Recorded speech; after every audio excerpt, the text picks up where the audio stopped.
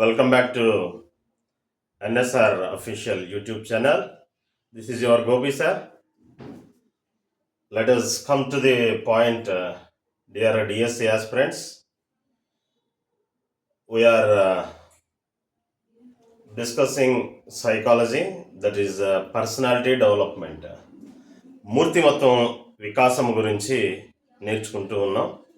So మూర్తిమత్వ వికాసం గురించి నేర్చుకున్నప్పుడు గత వీడియోల్లో నేర్చుకున్నది ఏంటి అంటే మూర్తిమత్వం అనేటటువంటి పదము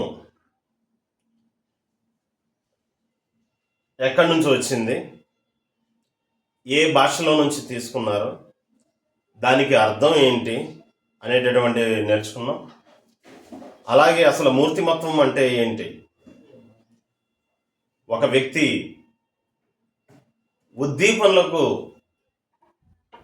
ప్రతి ఉద్దీపనకు స్పందించేటటువంటి స్పందననే మనము మూర్తిమత్వం అంటాము అని నేర్చుకున్నాం. అలాగే మూర్తిమత్వం యొక్క లక్షణాల గురించి నేర్చుకున్నాం.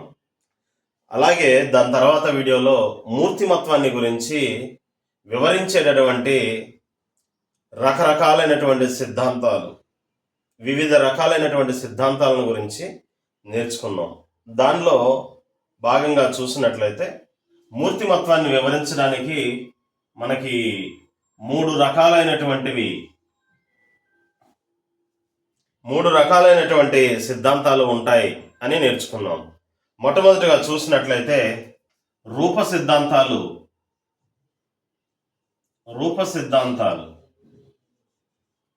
గత వీడియోలో ఈ రూప సిద్ధాంతాల గురించి నేర్చుకున్నాం.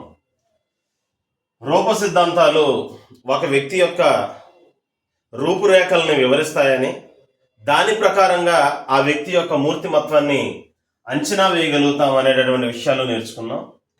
రెండవదిగా చూసినట్లయితే లక్షణాంశ సిద్ధాంతాలు, అంటే రూపాన్ని బట్టి కాకుండా ఆ వ్యక్తి యొక్క లక్షణాలు ఏవైతే ఉంటాయో ఆ లక్షణాంశాలని తీసుకుని లక్షణాంశ సిద్ధాంతాలు అనేటటువంటివి ఉంటాయని కూడా నేర్చుకున్నాం. మూడవదిగా చూసినట్లయితే నిర్మిత సిద్ధాంతాలు.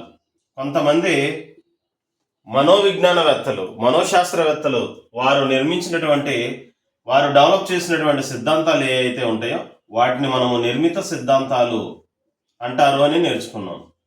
సో ఒక వ్యక్తి యొక్క మూర్తిమత్వాన్ని అంచనా వేయడానికి మూడు రకాలైనటువంటి సిద్ధాంతాలు ఉంటాయి. రూప సిద్ధాంతాలు, లక్షణాంశ సిద్ధాంతాలు, నిర్మిత సిద్ధాంతాలు ఉంటాయని నేర్చుకున్నాము. అయితే గత వీడియోలో మనం నేర్చుకున్నది రూప సిద్ధాంతాలలో. ఈ రూప సిద్ధాంతాల్లో మరలా మనము 5 రకాలని నేర్చుకోవడం జరిగింది. 5 రకాలు ఉంటాయని నేర్చుకున్నాం. 5 రకాలలో మొట్టమొదటి వర్గీకరణ చూసినట్లయితే హిప్పోక్రటిస్ చేసినటువంటి వర్గీకరణ గురించి నేర్చుకున్నాం. సో మిగిలినటువంటి వర్గీకరణల్ని రూప సిద్ధాంతాల్లో ఇంకా మిగిలినటువంటి 4 రకాలైనటువంటి సిద్ధాంతాలని ఈ వీడియోలో మనము నేర్చుకునబోతూ ఉన్నాం. ఇక్కడ చూసినట్లయితే రూప సిద్ధాంతాల్లో చూడండి, రూప సిద్ధాంతాలు. ఈ రూప సిద్ధాంతాలలో మొట్టమొదటిది మనం నేర్చుకున్నది హిప్పోక్రటిస్ వర్గీకరణ.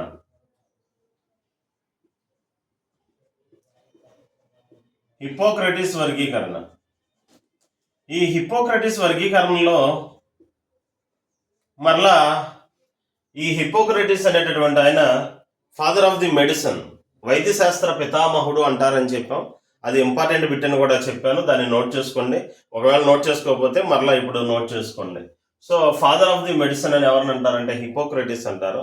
హిప్పోక్రటిస్ వ్యక్తుల యొక్క మూర్తిమత్వాన్ని వివరించడం కొరకు వ్యక్తులను 4 రకాలుగా వర్ణించాడు. ఎలా వర్ణించాడు, దేన్ని బేస్ చేసుకున్నాడు అంటే ఆ వ్యక్తిలో ఉండేటటువంటి ఎక్కువగా అవైలబుల్ ఉండేటటువంటి శరీర ద్రవాలు ఏవైతే ఉంటాయో, శరీర ద్రవ పదార్థాలు ఏవైతే ఉంటాయో వాటిని బేస్ చేసుకొని ఏం చేశాడంటే 4 రకాలుగా వివరించడం జరిగింది.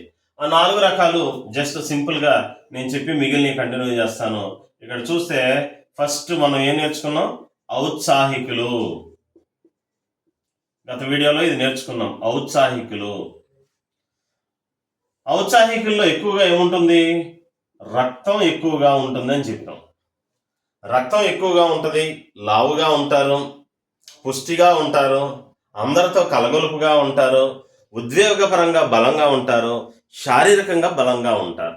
ఈ లక్షణాలన్నింటినీ కలిగినటువంటి వాళ్ళని ఏమన్నారంటే ఔత్సాహికులు అన్నారు. ఇంగ్లీష్లో శాంగ్వైన్ అని చెప్పి అన్నాం. శాంగ్వైన్ అని చెప్పి అంటారు. రెండవదిగా చూసినట్లయితే పైత్యవర్ణం ఎక్కువ కలిగిన వారు. పైత్యవర్ణం ఎక్కువ కలిగినటువంటి వారు. సో ఇక్కడ పైత్య ప్రవృత్తి గలవాళ్ళు అంటారు దీన్ని. పైత్య ప్రవృత్తి గలవాళ్ళు. పైత్య ప్రవృత్తి గలవాళ్ళు. పైత్య ప్రవృత్తి గలవాళ్ళు అంటే వీళ్ళల్లో ఏముంటుందంటే, ఇక్కడ ఔత్సాహికుల్లో రక్తం ఎలా ఉంటుందో వీళ్ళల్లో ఏముంటుందంటే పైత్యం ఎక్కువగా ఉంటుంది. అందుకే కొంతమందిని అంటూ ఉంటారు కదా, వీడికి బాగా పైత్యం ఎక్కువైందని అంటూ ఉంటారు. సో ఇక్కడ ఏంటంటే కొంతమందికి వాళ్ళ బాడీలో పైత్యరసం అంటే బైల్ జ్యూస్, లివర్ సెక్రీట్ చేసేటటువంటి బైల్ జ్యూస్ ఉంటాయి. సో ఈ పైత్యవర్ణకాలు ఎవరికైతే ఎక్కువగా ఉంటాయో వాళ్ళు పైత్య వృత్తి కలిగినటువంటి వాళ్ళు అంటారు. సో ఈ పైత్యం అనేది ఏ కలర్లో ఉంటుంది? పసుపు వర్ణంలో ఉంటుంది. బంగారు పసుపు వర్ణం అంటారు. ఎందుకని? ఈ యొక్క లివర్ సెక్రీట్ చేసేటటువంటి, కాలేయము సెక్రీట్ చేసేటటువంటి పైత్యరసం పసుపు వర్ణంలో ఉంటుంది. బైలురుబిన్, బైలువాడిన్ అనేటటువంటి సాల్ట్స్ కూడా ఉంటాయి దాంట్లో. సో ఈ బైల్ జ్యూస్ అంతా కూడా వీళ్ళల్లో ఎక్కువగా ఉంటుంది. సో వీళ్ళల్లో ఎక్కువగా ఉండడం వలన వీళ్ళు బలంగానే ఉంటారు, ఉద్వేగపరంగా కూడా బలంగానే ఉంటారు, కానీ కోపం, చికాకు ఎక్కువగా ప్రవర్తిస్తూ ఉంటారు. సో ఆ ప్రవర్తన కలిగిన వాళ్ళని మనం ఏమని చెప్పవచ్చు అంటే వాళ్ళల్లో పైత్యం ఎక్కువగా ఉందని చెప్తాం. సో వాళ్ళని ఏమంటారు? పైత్య ప్రవృత్తి కలిగిన వాళ్ళు అని ఆయన వివరించడం జరిగింది. ఇంకా చూసినట్లయితే మూడవదిగా చూసినట్లయితే ఈ హిపోక్రటిస్ వర్గీకరించినటువంటి వర్గీకరణలో మూడో రకం వ్యక్తులు ఎలా ఉంటారు అంటే శ్లేష్మ ప్రవృత్తి గలవాళ్ళు. శ్లేష్మ ప్రవృత్తి గలవాళ్ళు. ఈ శ్లేష్మ ప్రవృత్తి గలవాళ్ళల్లో ఏముంటుంది? ఔత్సాహికుల్లో రక్తం ఉంటుంది, పైత్య ప్రవృత్తి గలవాళ్ళలో పైత్యం ఉంటుంది. శ్లేష్మ ప్రవృత్తి గలవాళ్ళలో ఏముంటుందంటే వీళ్ళల్లో శ్లేష్మము ఉంటుంది. శ్లేష్మం ఎక్కువ ఉంటుంది. శ్లేష్మం అంటే ఇంగ్లీష్లో దీన్ని మ్యూకస్ అంటారు, తెలుగులో శ్లేష్మము అంటారు. శ్లేష్మము అంటే ఏంటంటే నథింగ్ బట్ ఏముంటుంది అంటే మనం ఏదైతే ముక్కులో నుంచి మనకి వస్తూ ఉందో ద్రవం, దాన్ని శ్లేష్మం అంటారు. అలాగే మన నోట్లో కూడా మనకి ఇలాంటి పదార్థము, బంకగా ఉండేటటువంటి పదార్థం వస్తూ ఉంటుంది. సో దీన్ని శ్లేష్మం అంటారు. ఎందుకనంటే మన యొక్క డైజెస్టివ్ సిస్టంలో కూడా చూసినట్లయితే పైపొర ఎపిథీలియన్ సెల్స్ ఉంటాయి. ఈ ఎపిథీలియన్ సెల్స్ ఏం చేస్తాయంటే శ్లేష్మము, మ్యూకస్ని సెక్రీట్ చేస్తాయి. సో కొంతమందికి బంక్ ఎక్కువగా వస్తూ ఉంటుంది, శ్లేష్మం ఎక్కువగా ఉంటుంది. సో వాళ్ళని ఏమంటామంటే శ్లేష్మ ప్రవృత్తి కలిగినటువంటి వాళ్ళు. శ్లేష్మ ప్రవృత్తి కలిగినటువంటి వాళ్ళు ఎలా ఉంటారు అంటే చాలా బలహీనంగా ఉంటారు. నాకెందుకులే, చేద్దాములే అనుకుంటా ఉంటారు, నీరసంగా ఉంటారు, అసలు నాకు ఏది సంబంధం లేదు అన్నట్లు ప్రవర్తిస్తూ ఉంటారు. అలాంటి వాళ్ళని మనం ఏమంటామంటే శ్లేష్మ ప్రవృత్తి కలిగినటువంటి వాళ్ళము అంటాం. అలాగే నాలుగవదిగా చూసినట్లయితే విషన్నం అన్నాం. విషన్నం అంటే పాయిజన్ అనగానే మనకు గుర్తుకొచ్చేది ఏంటంటే పాయిజన్ అంటే బ్లాక్గా ఉంటుంది అనేది మన ఊహ.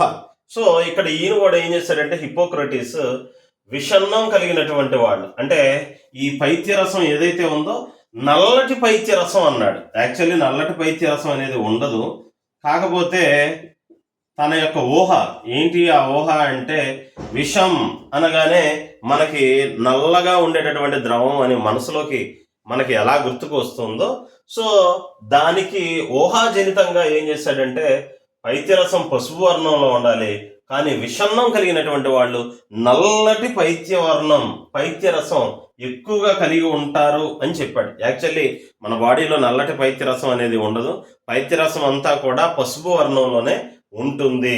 కాబట్టి ఇక్కడ చూసినట్లయితే జస్ట్ ఊహాజనితంగా తీసుకొని ఏం చేశాడంటే వీళ్ళకి మరీ టూ మచ్గా ఉంటది అని చెప్పడానికి గాను ఏం చేశాడంటే విషన్నం అనేటటువంటి పదాన్ని వారికి వాడడం జరిగింది. సో ఈ విషన్నం కలిగినటువంటి వాళ్ళు ఏం చేస్తారంటే నిరాశావాదులుగా ఉంటారు, మందకోడిగా ఉంటారు. ఎప్పుడు ఏం చేస్తారంటే ఉద్వేగపరంగా, శారీరకంగా రెండింటి పరంగా కూడా బలహీనంగా ఉంటారు. అంటే ఎమోషనల్లీ వీక్గా ఉంటారు, బాడీ పరంగా కూడా వీక్గా ఉంటారు. అంటే ఫిజికల్గా వీక్, శారీరకంగా వీక్గా ఉంటారు. అలాగే ఉద్వేగపరంగా ఎమోషన్స్ పరంగా కూడా చాలా వీక్గా ఉంటారు.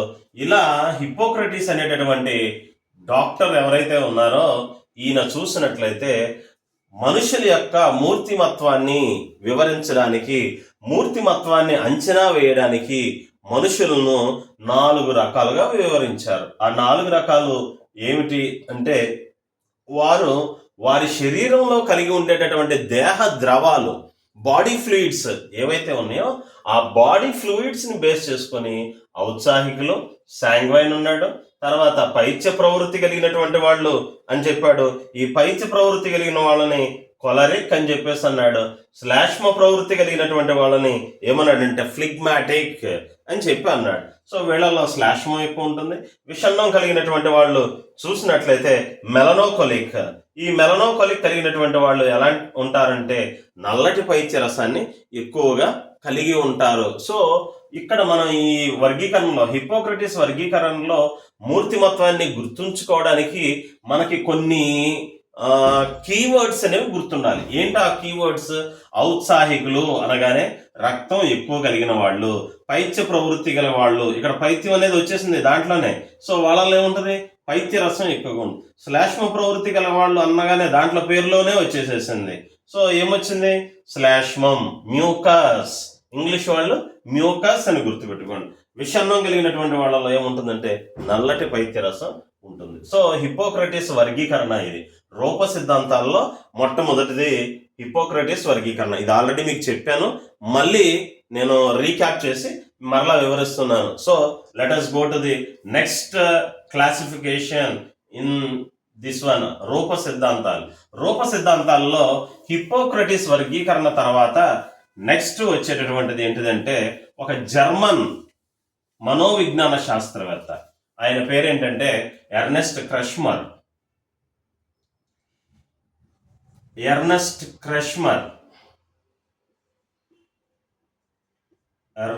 క్రష్మర్ అనేటటువంటి ఒక మనోవిజ్ఞానవేత్త. ఈయన ఏ దేశానికి చెందినవాడు అంటే జర్మనీ. ఇది కూడా ఇంపార్టెంట్ బిట్టే. ఏది? ఎర్నెస్ట్ క్రష్మర్ అనేటటువంటి మనోవిజ్ఞానవేత్త ఏ దేశానికి చెందినవాడు అని చెప్పి జర్మనీ, లండన్, లేకపోతే సమ్ఎక్స్ అని చెప్తాడు. 4 ఆప్షన్స్లో మనకు కావాల్సిన ఆప్షన్ ఏంటి? జర్మనీ. సో ఇక్కడ గుర్తుపెట్టుకోవాల్సింది ఏంటంటే ఒక కోడ్ లాగా గుర్తుపెట్టుకోవాలి వీటిని. సో క్రష్మర్ లేకపోతే ఎర్నెస్ట్ క్రష్మర్, నేను క్రష్మర్ అనే గుర్తుపెట్టుకుంటున్నాను. సో క్రష్మర్కి ఏ దేశానికి చెందినటువంటి వాడు? జర్మనీకి చెందినటువంటి వాడు. సో కేజీ అని గుర్తుపెట్టుకున్నాను. కేజీ అని గుర్తుపెట్టుకుంటాం. సో క్రష్మర్ అనగానే జర్మనీ అని గుర్తు రావడం కోసం క్రష్మర్కి అతను ఏ దేశానికి చెందినవాడు అని మనకి గుర్తుకు తెచ్చుకోవడానికి ఈజీగా ఉండటం కోసం కోడ్ ఏమని పెట్టుకుంటున్నామంటే కేజీ. ఈ కేజీ అనే దానికి గుర్తుండటం కోసం మీరు ఎలా గుర్తుపెట్టుకుంటారు అంటే, లేడీస్ అనుకోండి, ఎలా గుర్తుపెట్టుకుంటారు? మనం లేడీస్ ఎక్కువగా దేన్ని పర్చేజ్ చేయడానికి, షాపింగ్ చేయడానికి ఇష్టపడతారు? సో బట్టలు షాపింగ్ చేయడానికి ఇష్టపడుతూ ఉంటారు. సో ఇప్పుడు రీసెంట్గా వస్తున్నటువంటి ట్రెండ్ ఏంటంటే బట్టల్ని ఏమంటున్నారు, ఒక్కొక్క ఐటమ్ను బట్టి కాకుండా ఇప్పుడు ఏం చేస్తున్నారు అంటే సేల్స్ అన్నీ కూడా కొత్తగా వచ్చేసినాయి. ఏ సేల్లోకి వచ్చినాయి? కేజీ సేల్ అంటారు. సో లేడీస్ అయితే కేజీ సేల్ అని గుర్తుపెట్టుకోండి. ఇదివరకు ఫ్రూట్స్ ఏదైనా అమ్మాలంటే జెంట్స్ ఎలా గుర్తుపెట్టుకోండి, ఫ్రూట్స్ అమ్మాలంటే ఏం చేసేవాళ్ళు అంటే డజన్లు లెక్కన అమ్మేవాళ్ళు. ఇప్పుడు అన్ని దేంట్లోకి వచ్చేసినాయి? కేజీ లెక్కలో అమ్ముతున్నారు.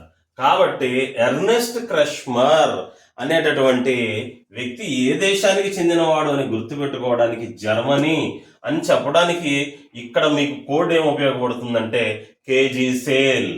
కేజీ, కే అంటే కే ఫర్ క్రష్మర్, జీ అంటే Germany. So KG. So gents ఏమని గుర్తుపెట్టుకుంటారు? ఫ్రూట్స్ని కేజీల్లో అమ్ముతారని గుర్తుపెట్టుకోండి. లేడీస్ అయితే కేజీ సేల్లో బట్టలను, శారీస్ని అమ్ముతారని గుర్తుపెట్టుకోండి. అప్పుడు మీకు K for Kretschmer, G for Germany అని ఈజీగా గుర్తుండిపోతుంది. ఇప్పుడు క్రష్మర్ ఏం చేశాడంటే మనుషుల యొక్క మూర్తిమత్వాన్ని, పర్సనాలిటీని వివరించడానికి 3 రకాలుగా తీసుకున్నాడు. దేని బేస్ మీద తీసుకున్నాడంటే శరీర నిర్మాణాన్ని బట్టి తీసుకున్నాడు. శరీర నిర్మాణాన్ని బట్టి ఇతను ఏం చేశాడంటే 3 రకాలుగా వర్ణించాడు. 3 టైప్స్. మనుషుల్లో మూర్తిమత్వం 3 రకాలుగా ఉంటుంది అని వివరించాడు ఎర్నెస్ట్ క్రష్మర్. ఒకటి ఏమిటి అంటే పీసరకాయలు. ఏంటిది? పీసరకాయలు. పీసరకాయలు. పిక్నిక్ అన్నాడు. పిక్నిక్. రెండవదిగా చూసినట్లయితే ఏమని చెప్తున్నాడంటే క్రీడాకాయలు. క్రీడాకాయలు. వీళ్ళని ఇంగ్లీష్లో అథ్లెటిక్ అన్నాడు. అథ్లెటిక్. మూడవదిగా చూసినట్లయితే ఏమని చెప్తూ ఉన్నాడంటే ప్రాంశుకాయలు. ప్రాంశుకాయలు. కాయము అంటే అర్థం ఏంటిది? తెలుగులో కాయము అంటే శరీరము. సో శరీర నిర్మాణాన్ని బట్టి ఈ యొక్క ఎర్నెస్ట్ క్రష్మర్ ఏం చేశాడంటే వ్యక్తుల యొక్క మూర్తిమత్వాన్ని 3 రకాలుగా ఉంటుందని అంచనా వేస్తూ వ్యక్తులను 3 రకాలుగా డివైడ్ చేయడం జరిగింది. పీసరకాయలు, క్రీడాకాయలు, ప్రాంశుకాయలు. ఈ ప్రాంశుకాయల్ని ఇంగ్లీష్లో ఏమంటారంటే లెప్టోసొమాటిక్. లెప్టోసొమాటిక్ అంటారు. సో ఇలా 3 రకాలుగా చెప్పాడు. ఇక్కడ పీసరకాయలు. పీసరకాయలు అనగానే మనకు జనరల్గా పీసరకాయలు అనగానే సన్నగా ఉన్న వాళ్ళని పీసరకాయలు అని అంటూ ఉంటారు జనరల్లీ. కానీ ఇక్కడ దీని అర్థం ఏంటంటే పీసరకాయలు, పిక్నిక్ అనేటటువంటి వాళ్ళు వీళ్ళు చూసినట్లయితే ఎలా ఉంటారంటే లావుగా ఉంటారు. లావుగా ఉంటారు. కొంచెం లావుగా, స్టౌట్గా ఉండి అందరితో కలగొలుపుగా ఉంటారు. ఎప్పుడూ సంతోషంగా ఉంటారు, ఆనందంగా ఉంటారు, మంచి కమ్యూనికేషన్ స్కిల్స్ని కలిగి ఉంటారు. వీళ్ళని ఎర్నెస్ట్ క్రష్మర్ ఏమని చెప్పాడంటే పీసరకాయలు అన్నాడు. సో వీళ్ళు ఉద్వేగపరంగా బలంగా ఉంటారు. అంటే ఏదైనా విషయం వచ్చినప్పుడు, ఒక సిచ్యువేషన్ వచ్చినప్పుడు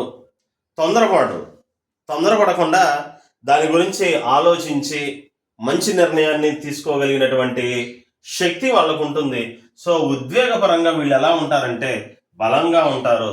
వాళ్ళను మనం ఏమంటామంటే పీసరకాయలు అంటారు. పిక్నిక్ అంటారు ఇంగ్లీష్లో.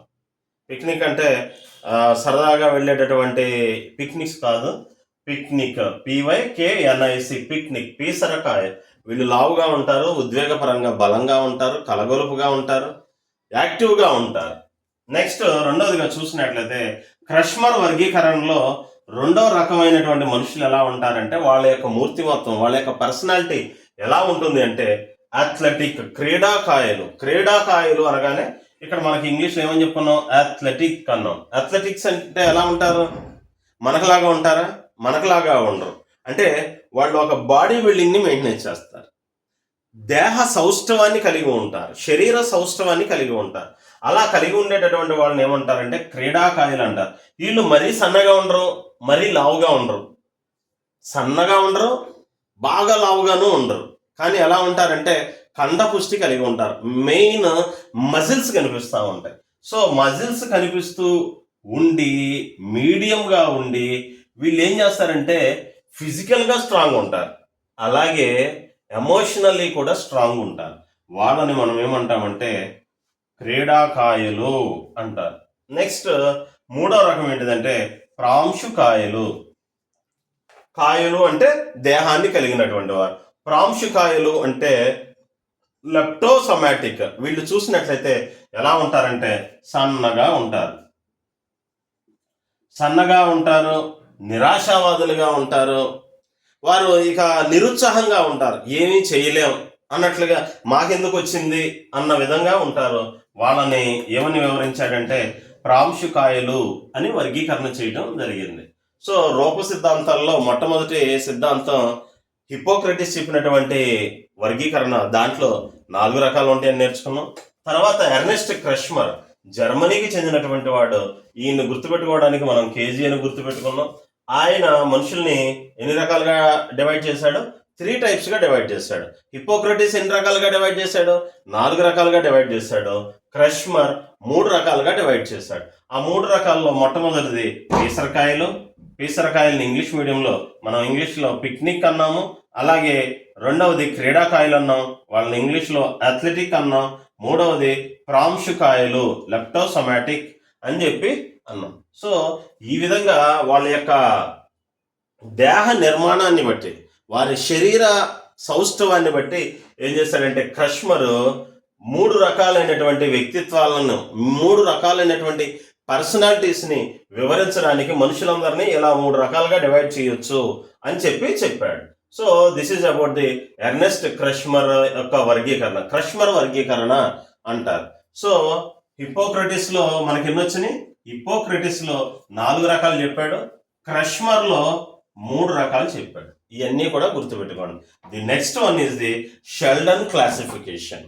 షెల్డన్ అనేటటువంటి మనోవిజ్ఞానవేత్త, ఆయన కూడా ఏం చేశాడంటే తనకు తోచినటువంటి విధంగా మనుషుల యొక్క మూర్తిమత్వాన్ని వివరించడం జరిగింది.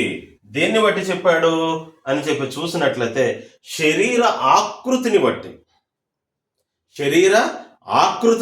శరీర నిర్మాణాన్ని బట్టి కాదు. శరీర నిర్మాణాన్ని బట్టి చెప్పింది క్రష్మర్, శరీర ఆకృతిని బట్టి చెప్పింది ఎవరు అంటే షెల్డన్.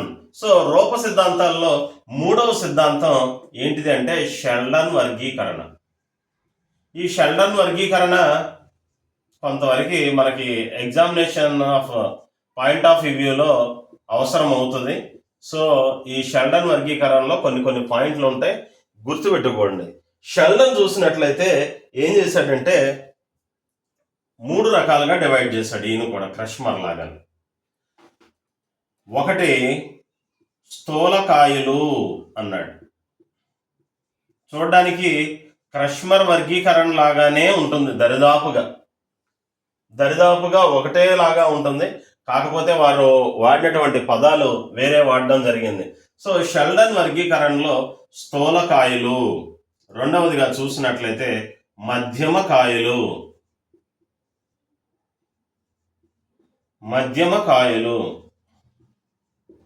మూడవదిగా చూసినట్లయితే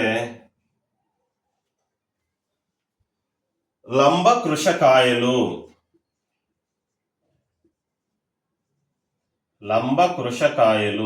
అని వివరించాడు. సో స్థూలకాయలు ఏమన్నారంటే ఎండోమార్ఫిక్ అన్నాడు, ఎండోమార్ఫిక్. మధ్యమకాయలను ఏమన్నాడంటే మీసోమార్ఫిక్ అన్నాడు, మీసోమార్ఫిక్. నెక్స్ట్ లంబకృశకాయలను ఏమన్నారు అంటే ఎక్టోమార్ఫిక్ అన్నారు, ఎక్టోమార్ఫిక్. సో చూడండి, షెల్డన్ మనుషుల యొక్క మూర్తిమత్వాన్ని వివరించడానికి, వ్యక్తుల యొక్క మూర్తిమత్వాన్ని వివరించడానికి మనుషుల్ని లేకపోతే వాళ్ళ యొక్క మూర్తిమత్వాన్ని ఎన్ని రకాలుగా డివైడ్ చేశాడంటే స్థూలకాయలు, మధ్యమకాయలు, లంబకృశకాయలు అనేటటువంటి 3 రకాలుగా డివైడ్ చేశాడు. జస్ట్ లైక్ క్రష్మర్ ఎలాగైతే పీసరకాయలు, తర్వాత క్రీడాకాయలు, ప్రాంశుకాయలు అని 3 రకాలు ఎలా చెప్పాడో అలాగే షెల్డన్ చూసినట్లయితే ఈ వ్యక్తులను దేన్ని బట్టి క్లాసిఫై చేశాడు? శరీర ఆకృతిని బట్టి. 3 రకాలుగా చెప్పాడు. ఆ 3 రకాలు ఏంటి? స్థూలకాయలు, ఎండోమార్ఫిక్. సో మనకు అర్థమైపోతుంది. స్థూలం అంటే లావుగా ఉండటం, స్తూపం లావుగా ఉంటుంది. సో ఇక్కడ స్థూలకాయులు అంటే బాగా లావుగా ఉన్నటువంటి వాళ్ళు, సింపుల్గా చెప్పాలంటే బండగా ఉన్నవాళ్ళు. లావుగా ఉన్న వాళ్ళందరినీ తీసుకొచ్చి స్థూలకాయులు అనేటటువంటి ఒక గ్రూప్ చేసి, ఈ గ్రూప్లో ఏమని చెప్తున్నాడంటే వీళ్ళు ఎలా ఉంటారంట? ఆశావాదులుగా ఉంటారు. ఎలా ఉంటారు? ఆశావాదులుగా ఉంటారు. ఉద్వేగపరంగా బలంగా ఉంటారు. అలాగే ఎక్స్ట్రావర్డ్స్గా ఉంటారు. ఎలా ఉంటారు? ఎక్స్ట్రావర్డ్స్గా ఉంటారు. స్థూలకాయలు ఏం చేస్తారంటే గడగడ గడగడ ఏదో ఒకటి మాట్లాడుతూనే ఉంటారు. అంటే వాళ్ళు ఎప్పుడూ మాట్లాడేటటువంటి వాళ్ళగానే ఉంటారు. వాళ్ళు ఎక్స్ట్రావర్డ్స్. దీన్ని మనం తర్వాత క్లాసిఫికేషన్లో నేర్చుకుంటాం. ఎక్స్ట్రావర్డ్స్ అంటారు. ఎక్స్ట్రావర్డ్స్ అంటే ఏంటంటే బహిర్వర్తనులు అని తెలుగులో అంటారు. బహిర్వర్తనులు అంటే ఏంటంటే మనసులో ఏది దాచుకోకుండా అన్నీ బయటికి మాట్లాడుతూ ఉంటారు. వాళ్ళని మనం ఎక్స్ట్రావర్డ్స్ అంటాం. సో లావుగా ఉన్న వాళ్ళు దరిదాపు మ్యాక్సిమం ఏం చేస్తారంటే బహిర్వర్తనులుగా ఉంటారు. వారు ప్రతి విషయాన్ని బయటికి అందరితో షేర్ చేసుకుంటారు. సో ఆశావాదులుగా ఉంటారు. వాళ్ళకి ఎప్పుడు నిరాశ అనేది ఉండదు. ఒకవేళ ఏదైనా విషయంలో ఓడిపోయినా, లేకపోతే ఏదైనా విషయాన్ని వాళ్ళు కోల్పోయినా పోనీలే అని లైట్గా తీసుకుంటారే తప్పనిచ్చి ఎప్పుడూ కూడా వాళ్ళు కృంగిపోవడం అనేది ఉండదు. సో ఆశావాదులుగా ఉంటారు, ఎక్స్ట్రావర్డ్స్గా ఉంటారు, కలగొలుపుగా ఉంటారు అందరితో. సో ఇలాంటి వాళ్ళు మనం ఏమంటామంటే స్థూలకాయులు అని చెప్పి అంటారు. ఎండోమార్ఫిక్. నెక్స్ట్ మధ్యమ కాయలు. మధ్యమ అంటే మీడియం. ఇక్కడ ఏమన్నాడు? మీసో అంటే మిడిల్. రెండిటికి లావు కాదు, సన్నము కాదు, ఈ రెండిటికి మధ్యలో ఉండేటటువంటి రకంగా ఉండేటటువంటి వాళ్ళు మధ్యమ కాయలు. మధ్యమ అంటే మధ్యమంగా ఉంటారు, అటు ఇటు కాకుండా ఇద్దరికి మధ్యవర్తిలుగా ఉండేలాగా ఉంటారు అనమాట. సో మధ్యమ కాయలు చూసినట్లయితే ఎలా ఉంటారంటే కొంచెము కండ కలిగి ఉంటారు, లావుగా ఉంటారు. మరీ టూ మచ్ లావు కాదు, ఉండవలసినటువంటి లావు ఏదైతే ఉంటుందో ఆ లావు కలిగి ఉంటారు. అలాగే చూసినట్లయితే వీళ్ళు కండపుష్టిని కలిగి ఉంటారు, ఆత్మవిశ్వాసం కలిగి ఉంటారు, కాన్ఫిడెన్స్ ఉంటుంది. సో లావుగా ఉన్న వాళ్ళకి ఆశావాదులుగా ఉన్నా వాళ్ళకి అంత కాన్ఫిడెన్స్ కొంత ఉండకపోవచ్చు. కారణం ఏంటంటే మేము లావుగా ఉన్నాం, ఎవరన్నా ఏమన్నా అనుకుంటా అనే ఫీలింగ్ ఉంటుంది. కానీ మీడియంగా ఉన్నటువంటి వాళ్ళకి ఎలా ఉంటుంది అంటే వాళ్ళు చాలా కాన్ఫిడెంట్గా ఉంటారు. సో ఆత్మవిశ్వాసం అనేది వాళ్ళకి ఎక్కువగా ఉంటుంది. అలాగే సాహసాలు చేయడానికి కూడా రెడీగా ఉంటారు. ఎవరు? ఈ మధ్యమ కాయలు. స్థూలకాయలు అయితే సాహసాలు చేయడానికి అంత తొందరపడరు. మనం ఆశావాదులుగా ఉంటారు కానీ సాహసాలు చేయడానికి మాత్రం ముందుకు రారు. సాహసాలు చేయడానికి ముందుకు వచ్చేది ఎవరు? మధ్యమ కాయలు చూసినట్లయితే సాహసాలు చేస్తూ కాన్ఫిడెన్స్, విశ్వాసం ఎక్కువగా కలిగి ఉండేటటువంటి వాళ్ళు ఎవరంటే మధ్యమ కాయలు. నెక్స్ట్ లంబకృషకాయలు. లంబము అనగానే మనకు తెలుస్తుంది. లంబం అంటే ఏంటి? పొడవుగా ఉంటాడు అని అర్థం. లంబకోణం అంటారు కదా. సో లంబకోణం అంటే ఎలా ఉంటుంది? ఈ రీతిగా ఉంటుంది ఇది. సో వీళ్ళు ఏం చేస్తారంటే తాడి చెట్టు పెరిగినట్టు పెరుగుతూ ఉంటారు, బాగా ఎత్తుగా పెరుగుతూ ఉంటారు. సో ఎత్తుగా పెరుగుతారు కానీ వాళ్ళకి అంత ఎక్కువ ఆశావాదులుగా ఉండరు. ప్రతిదీ నిరాశ. మనం ఇది చేయగలమా, ఇది సాధించగలమా, ఒక్క పోస్టే ఉంది కదా, ఒక్క పోస్ట్ మనం కొట్టగలమా అని మాట్లాడుతూ ఉంటారు.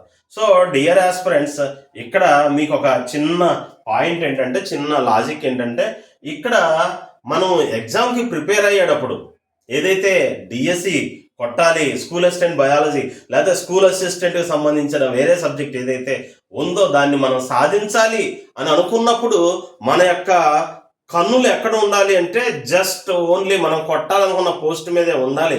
తప్పనిచ్చి 10 ఉన్నాయా, 20 ఉన్నాయా, 50 ఉన్నాయా అనేది మీరు వదిలిపెట్టేసాను. మీకు కావాల్సింది ఒకే ఒక్క పోస్ట్. ఈ ఒక్క పోస్ట్ కూడా నాదే అని ప్రిపేర్ అవ్వాలి. అది వస్తుందా రాదా అనేది తర్వాత సంగతి. ముందు మీరు చెయ్యవలసిన పని మీరు చెయ్యండి. అప్పుడు మీకు రావాల్సిన ఫలితం మీకు వస్తుంది. మీ శక్తి వంచన లేకుండా మీరు 100% మీరు పని చేయండి. మీ ఒళ్ళు దాచుకోకుండా మీరు కష్టపడండి, వస్తుంది. అర్థమైందా? అర్థమవుతుందా?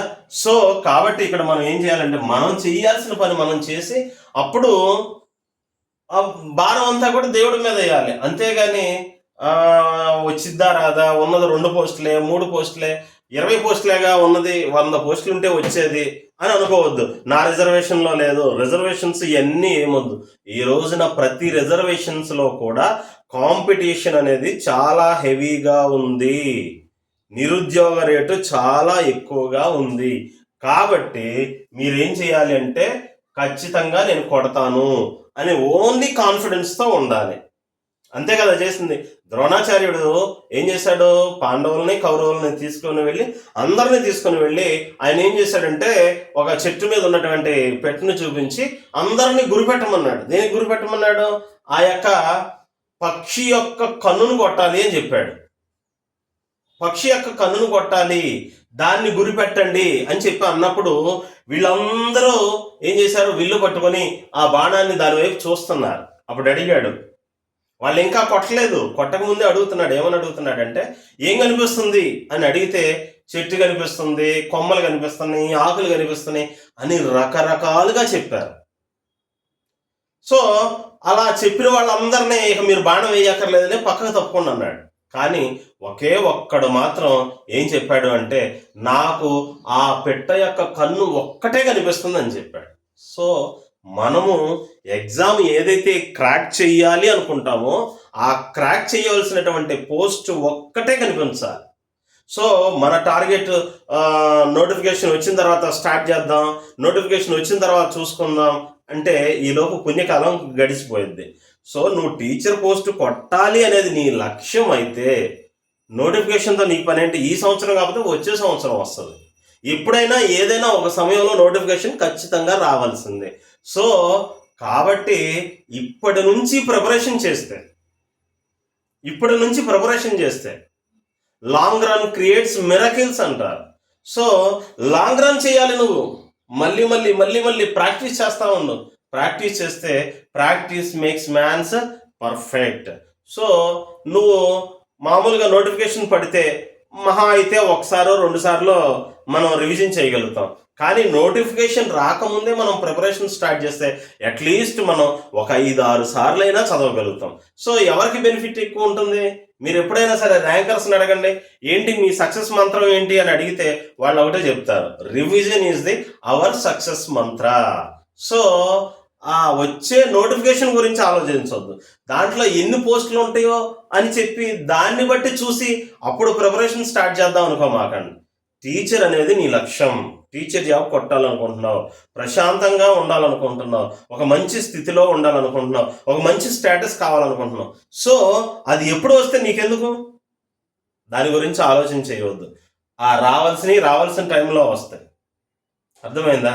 కళ్యాణం వచ్చినా కక్కు వచ్చినా ఆగదని ఎలా అంటారో, నీకు జాబ్ వచ్చే టైం వస్తే ఆటోమేటిక్గా వస్తుంది. సో ఇప్పుడు ఏం చేయాలి అంటే మీరు గుర్తుపెట్టుకోవాల్సినటువంటి పాయింట్ ఏంటంటే 1 పోస్ట్ ఉంది 2 పోస్టులు ఉన్నాయి అనేది కాదు, 100 పోస్టులు ఉన్నాయి అనేది కాదు.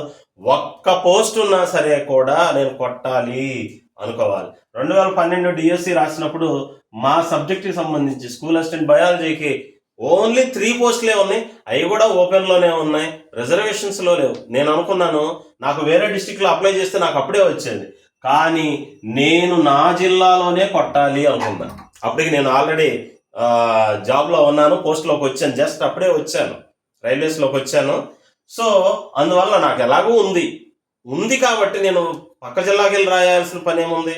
నేను కొడితే ఈ 3 కొట్టాలి. సారీ 3 కాదు, 2 ఉన్నాయి. అప్పుడు 3 ఉంటే వచ్చేది, 2 పోస్టులే ఉన్నాయి. ఈ 2 కొట్టాలనుకున్నాను, రాశాను. ఆ సంవత్సరం నేను కృష్ణా జిల్లా డిస్టిక్ థర్డ్ ర్యాంక్ వచ్చాను. సో అన్ఫార్చునేట్లీ ఫస్ట్ ఓపెన్లో 2కి, తర్వాత నేను 3వ వాడిని అయ్యాను. సో రాలా, కానీ ర్యాంకు కొట్టినటువంటి ఆనందం మాత్రం ఉంది. సో డియర్ ఆస్పిరెంట్స్, గుర్తుపెట్టుకోండి, మనం నాలెడ్జ్ గెయిన్ చేస్తే knowledge is the power. So knowledge, జ్ఞానం అనేది సంపాదిస్తే ఇవాళ ఉపయోగపడకపోవచ్చు, బట్ ఏదో ఒక రోజు ఉపయోగపడింది.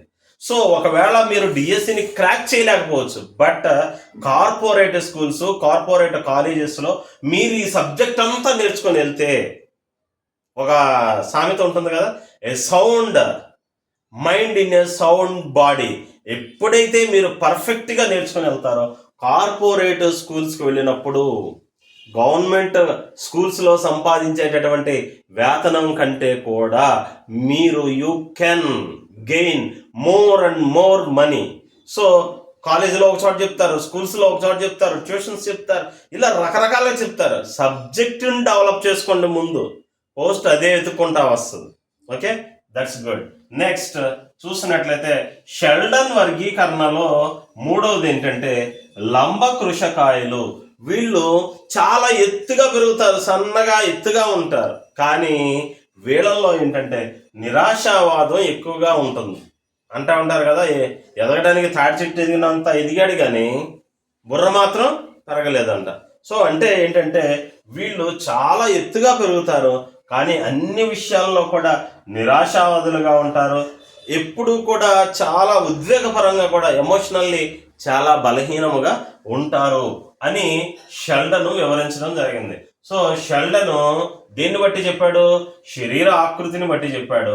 ఈ శరీర ఆకృతి ప్రకారం ఎన్ని రకాలుగా వర్గీకరించాడు? మనుషుల యొక్క మూర్తిమత్వాన్ని వివరించడానికి 3 రకాలైనటువంటి విధాలుగా ఉంటారని చెప్పాడు. ఏంటిది అది? స్థూలకాయలు ఎండోమార్ఫిక్, మధ్యమకాయలు మీసోమార్ఫిక్, లంబకృషకాయలు ఎక్టోమార్ఫిక్ అనేటటువంటి 3 రకాలుగా ఉంటారని చెప్పాడు.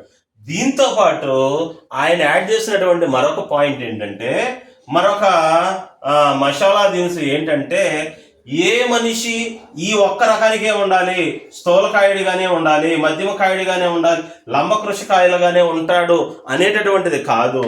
ఒక వ్యక్తి స్థూలకాయుడిగా ఉన్నప్పటికీ కూడా మిగిలిన 2 లక్షణాలు కూడా ఇతనిలో కనబడవచ్చు అని చెప్పాడు.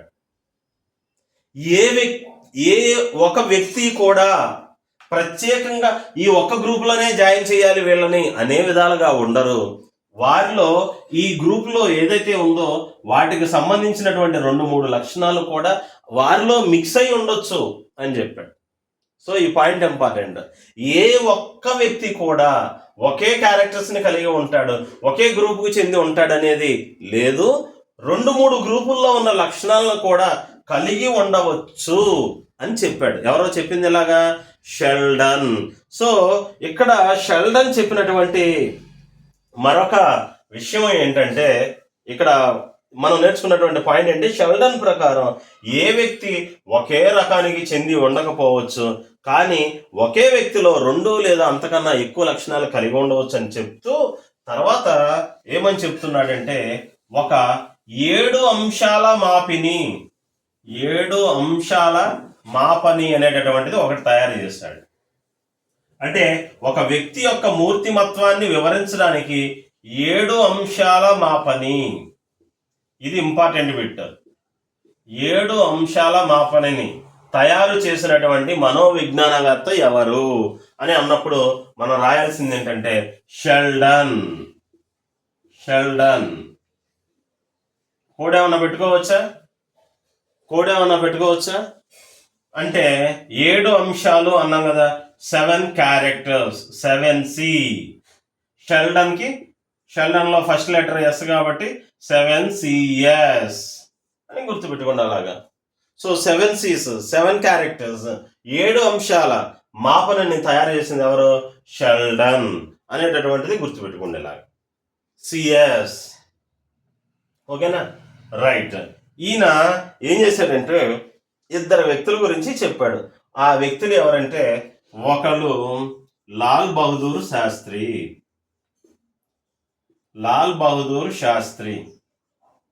ఇది ఇంపార్టెంట్ బిట్టు, నోట్ చేసుకోండి.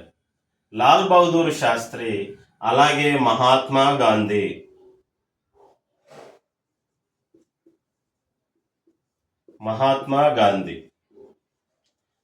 Lal Bahadur Shastri and Mahatma Gandhi, their value, వీళ్ళ యొక్క మూర్తిమత్వం యొక్క విలువ ఈ 7 అంశాల మాపన మీద క్యాలిక్యులేట్ చేసి ఏమని చెప్పాడంటే, వీళ్ళిద్దరూ కూడా 1:7 అనేటటువంటి విలువను కలిగి ఉంటారు అని నిర్ధారించాడు. ఎవరు?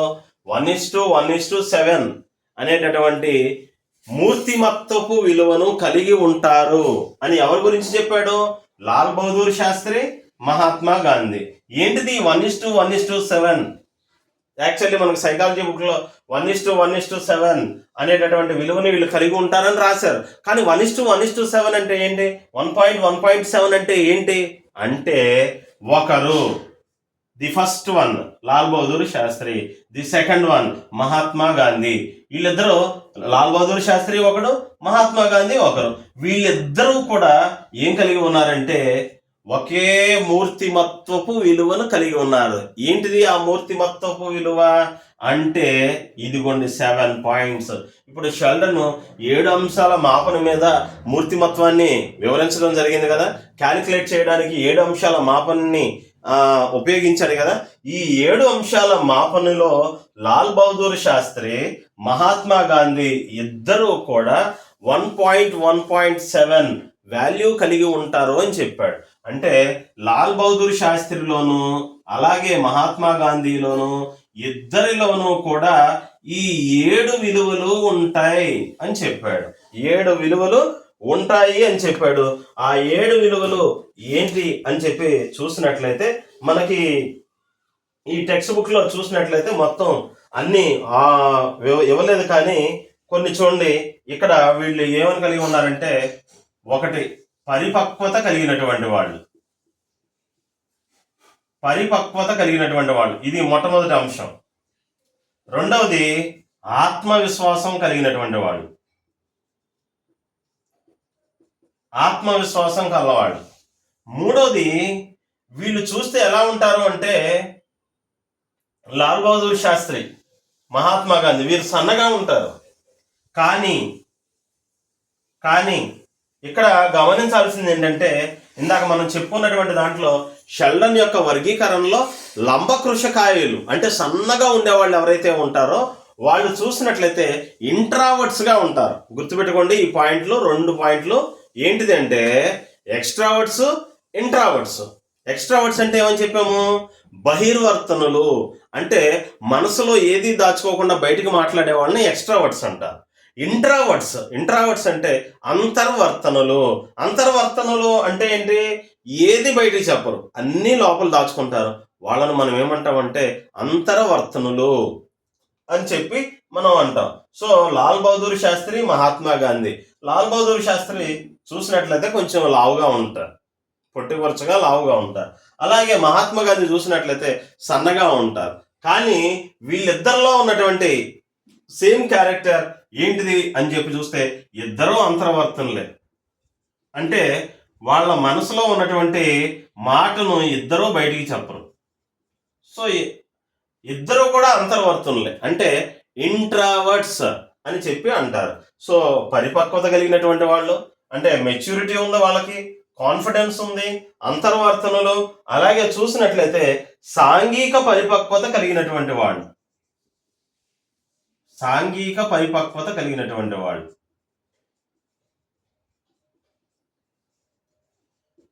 ఓకే, 4. ఇంకా నెక్స్ట్ చూసినట్లయితే వాళ్ళలో ఏముంటుందంటే సాంఘిక పరిపక్వత ఉంది, ఆత్మవిశ్వాసం ఉంది, అలాగే సాహసాలు చేస్తారు. ఏం చేస్తారు? సాహసాలు చేస్తారు. మరి బ్రిటిష్ వాళ్ళు భారతదేశానికి వచ్చినప్పుడు, భారతదేశాన్ని బ్రిటిష్ వారు పరిపాలిస్తున్నటువంటి సమయంలో మరి ఇన్ని కోట్ల మంది ప్రజలు ఉన్నారు కదా ఆ రోజున. కానీ బ్రిటిష్ వాళ్ళని ఎదిరించడానికి ధైర్యం చేసింది ఎవరు? మహాత్మా గాంధీ ధైర్యం చేశారు. అంటే ఆయన సాహసం కలిగినటువంటి వ్యక్తిగా చెప్పబడుతుంది. సో ఈయన ఎలాగైతే సాహసం కలిగి ఉన్నారో లాల్ బహదూర్ శాస్త్రి కూడా సాహసం చేసేటటువంటి తత్వం కలిగినటువంటి వాళ్ళు అనేటటువంటిది తెలియచేయబడుతుంది. ఇంకా చూసినట్లయితే శరీరాకృతిలో వీరు ఇరువురు కూడా ఎలా ఉంటారు అంటే సన్నగా ఉంటారు, సన్నగా ఉంటారు. సో ఇలా 7 లక్షణాలు, 7 విషయాలు, 7 అంశాల మాపుని ఏదైతే ఉందో ఆ 7 అంశాలలో కూడా చూసినట్లయితే లాల్ బహదూర్ శాస్త్రి, మహాత్మా గాంధీ ఇద్దరు సేమ్. ఈయనలో 7 క్యారెక్టర్స్ ఏవైతే ఉన్నాయో ఆయనలో కూడా సేమ్ అవే 7 క్యారెక్టర్స్ అనేవి ఉండడం జరిగింది.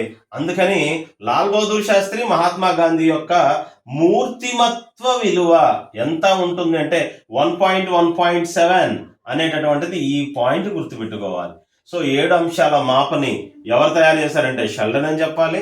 అలాగే లాల్ బహదూర్ శాస్త్రి, మహాత్మా గాంధీ యొక్క మూర్తిమత్వపు విలువ ఎంత అంటే 1.1.7 అనే చెప్పాలి. సో లాల్ బహదూర్ శాస్త్రి, మహాత్మా గాంధీ యొక్క మూర్తిమత్వపు విలువను 1.1.7 అని ఎవరు ఎక్స్ప్లెయిన్ చేశారు, ఎవరు వివరించారు అంటే షెల్డన్ అనే చెప్పాలి. అంటే బిట్టు ఎటు నుంచి ఎటువైపు అడిగినా సరే కూడా మనం ఆన్సర్ చేయడానికి రెడీగా ఉండాలి. సో 1.1.7 వాల్యూ కలిగినటువంటి వాళ్ళు ఎవరు?